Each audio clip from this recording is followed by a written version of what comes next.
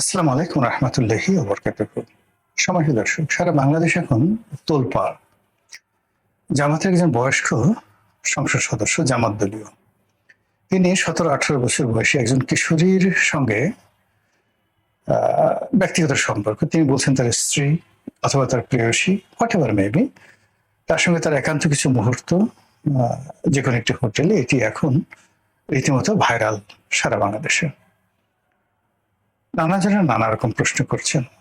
একদল বলার চেষ্টা করছে যে বুড়ো মানুষ, এত বালচা বয়সী মেয়ে, তাও দরিদ্র পরিবারের একটি মেয়ে, জীর্ণ শীর্ণ, তার নাতির বয়সী, বৃদ্ধের বয়স প্রায় 75 বছর, আর মেয়েটির বয়স 17-18 বছর। এই অসম যৌন সম্পর্ক, এবং তাও রাষ্ট্রের একটি দায়িত্বপূর্ণ পদে থেকে, এটি আমাদের দেশের বেশিরভাগ মানুষ মানতে পারছে না।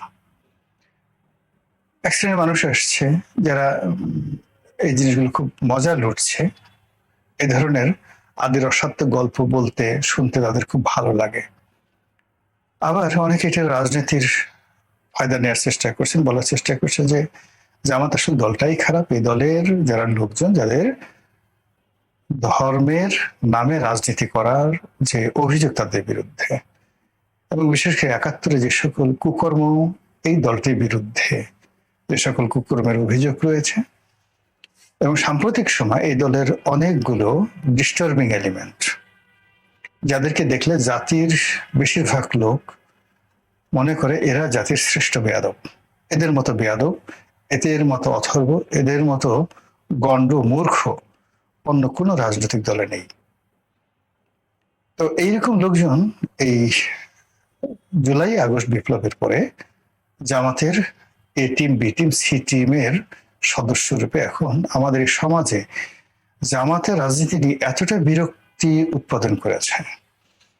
এদের কথা বললে, জামাতের কথা বললেই সামনে চলে আসে ইল্লুর নাম, সামনে চলে আসে পিঙ্কুর নাম, সামনে চলে আসে আরো অনেক আজে বাজে, যাকে বলা হয় গণ্ডমূর্খের দল, বেয়াদব, অপদার্থ, অথর্ব, এবং মানুষকে অপমান করা যে লোকজনগুলো, যেগুলো আমাদের রাজনৈতিক কালচারে কখনো হয়নি।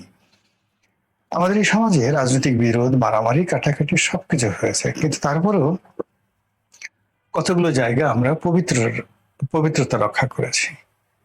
এমনকি ধরেন গোলাম আজম সাহেব, তাকেও কিন্তু আওয়ামী লীগের লোকজন কখনো অসম্মান করে কথা বলেননি। তাকে নিয়ে কার্টুন হয়েছে, তাকে নিয়ে অনেক কিছু হয়েছে, কিন্তু সম্মানের জায়গাটা নষ্ট করা হয়নি। আবার জামাতের যারা প্রথম জেনারেশনের নেতৃবৃন্দ ছিলেন, যাদেরকে ফাঁসিতে চড়ানো হয়েছে, এবং এটা আমি মনে করি অবশ্যই আওয়ামী লীগের একটা ভুল সিদ্ধান্ত। তো সেই নেতৃবৃন্দ কারো মুখে আমরা কখনোই বঙ্গবন্ধু সম্পর্কে একটা বাজে কথা কখনো শুনিনি। কেউ বলতে পারবেন না, একটা সিঙ্গেল ওয়ান। সেই আলী হাসান মুজাহিদি বলেন, আব্দুল কাদের মোল্লা, এরপরে মীর কাসিম আলী থেকে শুরু করে যারা আছে, কিন্তু মীর কাসিমের সাহেবের পরিবর্তে ফাঁসি দিয়ে আমরা মীর কাসিমের ছেলে আরমানকে পেয়েছি। মীর কাসিমের স্যান্ডেলের ফিতা হওয়ারও যোগ্যতা আরমানের নেই। আমরা আলী হাসান মুজাহিদির মতো নেতাকে হারিয়েছি, কামরুজ্জামানের মতো নেতাকে হারিয়েছি। হোয়াট এভার মেবি তাদের 71-এ কি ভূমিকা ছিল, দ্যাট ইজ আলাদার পার্ট। কিন্তু তাদের জায়গাগুলোতে এখন সামনে যারা আসছে, মানে এদের না যায় দেখা, না যায় বলা, না যায় এক টেবিলে বসা, মানে একটা বিশ্রী অবস্থা তৈরি হয়ে গেছে রাজনীতির অঙ্গনে। এই বিরক্তি এবং ক্ষোভ উগরে পড়েছে এই বৃদ্ধ লোকটির যে যৌনকর্ম, সেই যৌনকর্ম যখন সামনে চলে এসছে, তখন এই পাবলিক পারসেপশনটা মূলত একেবারে শেখ হাসিনার বিরুদ্ধে যে পুঞ্জীভূত 15 বছরের যে ক্ষোভ, বিদ্রোহ, এটা যেভাবে রাজাকারের নাতিপুতির মাধ্যমে রাস্তায় উত্তপ্ত গলিত লাভারূপে যাকে বলা হয় পড়েছিল, ঠিক একইভাবে এই যে জামাতের এই ঘটনা, এরকম আরো 2-4টি ঘটনা সামনে যদি ঘটে, আপনি দেখবেন যে কি পরিমাণ জনরোষ এই জামাতের লোকদের উপর আরোপিত হয়। কাজে এই বিষয়টা নিয়ে জামাত তার কৃতকর্মের ফল পাবে, অথবা জামাতের এই দুরবস্থার জন্য হয়তো আওয়ামী লীগই দায়ী। এই কারণ হলো নেতৃত্বের এই জায়গাগুলো তো আওয়ামী লীগই নষ্ট করেছে। আবার বিএনপির তো এখন যে দেখেন যে সমস্ত লোকজন বিএনপি রাজনীতিতে চলে আসছে, এর মধ্যে বিএনপির কিচেন ক্যাবিনেটে আছে জামাতের B team, C team, D team. বিএনপির মন্ত্রী পরিষদে আসে জামাতের গুপ্ত জামাতের A team, B team, C team. Tarique Rahman সাহেবের উপদেষ্টা মন্ডলী থেকে শুরু করে মানে সবাই বিএনপির যারা লোকজন, ত্যাগী লোকজন, তারা সবাই বুঝতেছে কি সর্বনাশ ঘটে গেছে দলটির।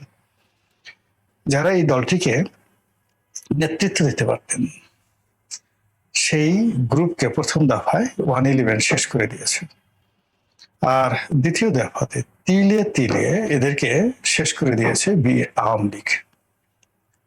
সমস্ত বড় বড় রাজনৈতিক নেতাদের মেরুদণ্ড ভেঙে দিয়েছে। ফলে কি হলো, একটা অরাজনৈতিক শক্তি, একটা ইম্পোর্টেড মানে আমন্ত্রিত, আমদানিকৃত যে নেতৃত্ব, সেই নেতৃত্ব এখন বিএনপির উপর জেঁকে বসেছে। এই নেতৃত্ব দিয়ে দীর্ঘমেয়াদে দলও চলবে না, সরকারও চলবে না। ফলে কি হলো, পুরো রাজনৈতিক অঙ্গনে এখন আপনি দেখতে পাবেন এই নারী কেলেঙ্কারি, হানি ট্র্যাপ, জুয়া, মদ, চাঁদাবাজি, মারামারি, কাটাকাটি, হানাহানি, একে অপরকে অপমান, এরকম অসংখ্য ব্যাধি করোনার মতো ছড়িয়ে পড়বে। এই বিষয়গুলো নিয়ে খুব বিস্তারিত আলোচনা করার দরকার। আমি শুধুমাত্র এই যে বৃদ্ধের কিশোরী প্রীতি বা রাজনৈতিক ক্ষমতা ব্যবহার করে কিছু মানুষের যৌন লিপ্সা, বিকৃত যৌন মন মানসিকতা, এটার 1000 বছরের ইতিহাস আপনাদেরকে আমি বলবো। আপনারা যদি ভারতীয় সংস্কৃতি দেখেন কিংবা গ্রিক সংস্কৃতি দেখেন, সেখানে যে স্ক্যাপচার গুলো রয়েছে, অর্থাৎ মূর্তিগুলো আপনি দেখেছেন আজ থেকে 5000 বছর, 10,000 বছরের যে পুরনো মূর্তিগুলো, শিব মূর্তি, এখন তারা কি করতো, পুরুষের লিঙ্গকে পূজা করত, শিবলিঙ্গ। আচ্ছা, সেখানে আপনি দেখবেন বড় বড় মন্দিরে উলঙ্গ নারীদের ছবি এখনো পর্যন্ত রয়েছে, এবং যে মন্দিরে যত উলঙ্গ নারীদের ছবি, সে মন্দিরকে মনে করা হয় সবচেয়ে পবিত্র মন্দির। আচ্ছা, মন্দিরে পূজা করতে যাবে পূজারী থাকবে পূজারীরা, সেখানে উলঙ্গ নারী মূর্তি কেন? এটা কি কেবলমাত্র ভারতে? না, এটা সেই জাহিলি যুগে মক্কাতেও ছিল। কাবা শরীফে যে 360টি মূর্তি ছিল, তার মধ্যে 3টি প্রধান মূর্তি, লাত, মানাত, উজ্জা, আপনারা জানেন যেগুলো নারী ছিল। এবং কাবা শরীফ যে তওয়াফ করতো নারী এবং পুরুষেরা, তারা উলঙ্গ হয়ে তওয়াফ করতো, ঘুরে ঘুরে উলঙ্গ হয়ে তওয়াফ করতো। তো সেখানে যৌনতাটা, প্রকাশ্য যৌনতাটা ধর্মের একটা মানে অনুষঙ্গ দ্বারা বানিয়ে ফেলেছিল। এরপর আপনি যদি সেখান থেকে এসে ইউরোপে আসেন, গ্রিসে আসেন, সেই গ্রিক দেবতা থেকে শুরু করে যা কিছু পর্যন্ত একেবারে 8শ শতাব্দী পর্যন্ত সেখানে ধর্মের সাথে উলঙ্গপনা। আপনি দেখেন হযরত দাউদ আলাইহিস সালাম, যে তাকে তারা ডেভিড বলে, মাইকেল অ্যাঞ্জেলো যে ডেভিড মূর্তিটা তিনি তৈরি করেছেন, পৃথিবীর সর্বকালের সেরা মূর্তি ইউরোপিয়ানরা একে বলে। মূলত আপাদ মস্তক একজন নবীকে উলঙ্গ করে তার লিঙ্গটা অন্ডকোষ সহ একেবারে পুরো, মানে যাকে বলা হয় জন্মদিনের পোশাক পরানো একটা মূর্তি তৈরি করে ভ্যাটিকানের মধ্যে, মানে ওদের যে পবিত্র ভূমি, মক্কা যেমন মুসলমানদের কাবা শরীফ, তেমনি ভ্যাটিকান হলো খ্রিস্টানদের কাবা। এবং সেই খ্রিস্টানদের কাবাতে, ভ্যাটিকান সিটিতে সেই হযরত দাউদ আলাইহিস সালামের ডেভিড মূর্তিটা ওখানে স্থাপন করা হয়েছে মাইকেল অ্যাঞ্জেলো। এই হলো ধর্মের সাথে যৌনতা। আমরা যে বাংলা ভাষায় দেবদাস বা দেবদাসী হিসেবে যে শব্দগুলো ব্যবহার করি, আপনারা কি এগুলো একবার চিন্তা করেছেন? সেটি হলো যে কিছু মানুষ মানত করত, আমার যদি কন্যা সন্তান হয় তাহলে, বা পুত্র সন্তান হয় তাহলে আমি সেই পুত্র এবং কন্যাকে মন্দিরে সমর্পণ করব। এই যে মন্দিরে যে সমর্পণ করব, তারা মন্দিরে যারা পূজারী ছিলেন, সেই পূজারীদের যৌন চাহিদা মেটাতো মহিলারা, মেয়েরা, কিশোরীরা। এদের নাম ছিল দেবদাসী। আর যে সকল পূজারীরা পায়স কাম করত, পুং মৈথন করত পুরুষদের সাথে, কিশোরদের সাথে, তারা ছিল দেবদাস। শুধু এখানে নয়, সারা দুনিয়াতে। এখন এই যে ধর্মকে ব্যবহার করে যৌনতা, এই যৌনতার কারণে কি হলো, দেশ, রাষ্ট্র, সমাজে বহু যুদ্ধ হয়ে গেল।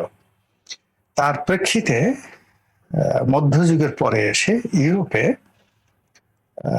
সেই খ্রিস্টানদের যারা ধর্মযাজক, পাদ্রী, তারা বিয়ে করবে না, এরকম একটা তারা সিদ্ধান্ত নিল। কিন্তু এখানে যৌনতা আরো মারাত্মকভাবে বেড়ে গেল।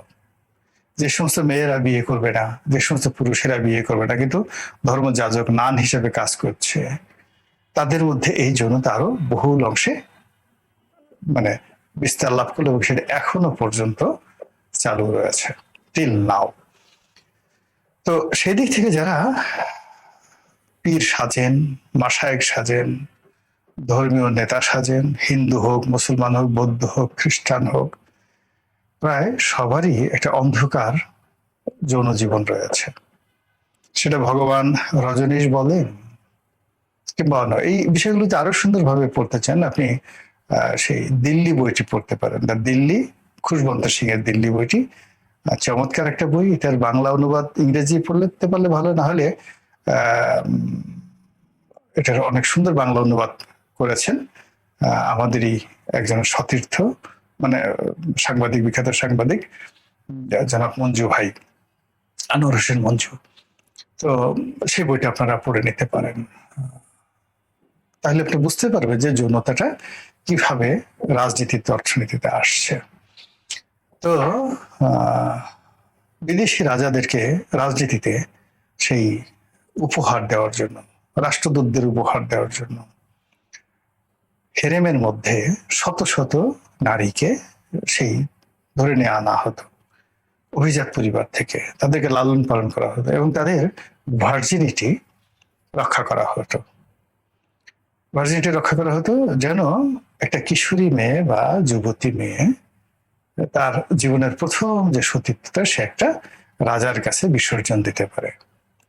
নাদির শাহ যখন দিল্লি দখল করলেন, তখন সেই নাদির শাহের কাছে যে রমণীটিকে মোগল সম্রাট মোহাম্মদ শাহ উপহার হিসেবে পাঠালেন, সেই দৃশ্যটিকে চিত্রায়িত করার জন্য দিল্লি উপন্যাসে খুশবন্ত সিং এত চমৎকার করে সেটি তুলনা করেছে, তাহলে আপনি বুঝতে পারবেন রাজনীতিতে কিভাবে নারীর ব্যবহার হয়। এখন মূল ব্যাপার হলো যৌনতা সব জায়গায় থাকে, মোরলেস পৃথিবীতে এমন কোনো পশু নেই, পাখি নেই, প্রজাপতি নেই যেখানে এই যৌনতা কাজ করে না। কিন্তু যৌন বিভ্রাট এবং বিকৃত রুচির যে যৌনতা, এটা কেবলই মাত্র মানুষের মধ্যে আছে। পশু পরকিয়া করে না, পশু কখনো বিকৃত রুচিতে যায় না, পশু কখনো বাইসেক্সে যায় না, কিন্তু মানুষ এই কাজগুলো করে। আর এজন্য একমাত্র এই যে যৌনতা নিয়ে, যৌন বিজ্ঞান নিয়ে, কামশাস্ত্র নিয়ে বহু লেখা, দেশি বিদেশি লক্ষ লক্ষ লেখা ছাপা হয়েছে, কিন্তু দুর্ভাগ্য আমরা পড়ি না। প্রথম এই যৌনতা নিয়ে যে পাক ভারত উপমহাদেশে বিখ্যাত যে কথা, বৃদ্ধের তরুণী ভার্যা বিষ তুল্য। একজন বয়স্ক মানুষ যখন একজন তরুণীর সঙ্গে রমণ করেন, ওটি তার জন্য মৃত্যু ডেকে নিয়ে আসে। এটি ফিজিক্যালি, এর কারণ হলো একটা বৃদ্ধের যে যন্ত্রপাতি, তার হার্ট, কিডনি, রক্ত সঞ্চালন করার জন্য যে সমস্ত দেহের মধ্যে তারগুলো রয়েছে, এই জিনিসগুলো যখনই একটা তরুণীর সংস্পর্শে যায়, ওটা অনেকটা ইলেকট্রিফাইড হয়ে যায়। এবং এতে দেখা গেল যে সেই দুর্বল যন্ত্র যখন চলতে থাকে একবার, দুইবার, তিনবার, তখন তার আয়ু কমিয়ে দেয় এবং অনেক ক্ষেত্রে হার্ট অ্যাটাকের মতো ঘটনা ঘটে। তো এই কারণেই চাণক্য বলে গেছেন, বৃদ্ধের তরুণী ভার্যা বিষ তুল্য। আপনি গিয়ে দেখবেন যে অনেক বৃদ্ধ, সে হয়তো 20 বছর বাঁচত, কিন্তু বুড়া বসে এরকম একটা তরুণী, 18-20 বছরের তরুণী বিয়ে করলো, 6-7 মাস খুব আনন্দ ফুর্তি করলো, এরপর হঠাৎ করে বৃদ্ধ মারা গেল এবং এর কোনো বিকল্প নাই। এই গেল এক। 2 নম্বর হলো বৃদ্ধ বয়সে একাকিত্ব কাটানোর জন্য অনেকে বিয়ে করেন। কারো স্ত্রী মারা যায়, কারো স্ত্রী বৃদ্ধ হয়ে যায়, তারপরে কারো কারো আসলে বৃদ্ধ বয়সে সঙ্গী সাথী সবকিছু দরকার। অনেকের যেমন মেমোরি লস হয়ে যায়, হাত পা কাঁপতে থাকে। তো সব কাজ একজন বৃদ্ধের তার ফিজিক্যাল যেমন দেখা গেল যে তার কোমরে একটু টিপা দরকার, পায়ের তলার টিপা দরকার। অনেক সময় অনেক বৃদ্ধ দেখা গেল যে নামাজ পড়তে গেছেন, কাপড় নষ্ট করে ফেলছেন। এরকম আসলে মানবিক কিছু সাহায্য সহযোগিতার জন্য অনেক ক্ষেত্রে এখন আমরা নার্স ব্যবহার করি, কিন্তু আবহমান পৃথিবীতে এখানে একটা বিয়ে শাদীর একটা বিধান সমাজ কর্তৃক স্বীকৃত। এটা সব ভালো পরিবারগুলোতে এই জিনিসগুলো হয়, কিন্তু সেখানে একটা লেভেল থাকে। এটা অবশ্যই কোনো তরুণী নয়, এটা কোনো হোটেলে নয়। এই যে তরুণী বা হোটেলে, এগুলো ভুল সিদ্ধান্ত এবং এগুলো বিকৃত মন মানসিকতার, এবং ধর্ম এবং ক্ষমতাকে ব্যবহার করে এই কাজগুলো যারা করে, মানে তাদের কোনো অবস্থাতেই তাদের কর্মে বরকত আসে না, এবং তাদের সারা জীবনের যে অর্জন, এই অর্জন এই ধরনের বিকৃত মন মানসিকতার মাধ্যমে শেষ হয়ে যায়। মহান আল্লাহ আমাদের সবাইকে হেদায়েত দান করুন এবং হেফাজত করুন। আসসালামু আলাইকুম ওয়া রাহমাতুল্লাহি ওয়া বারাকাতুহু।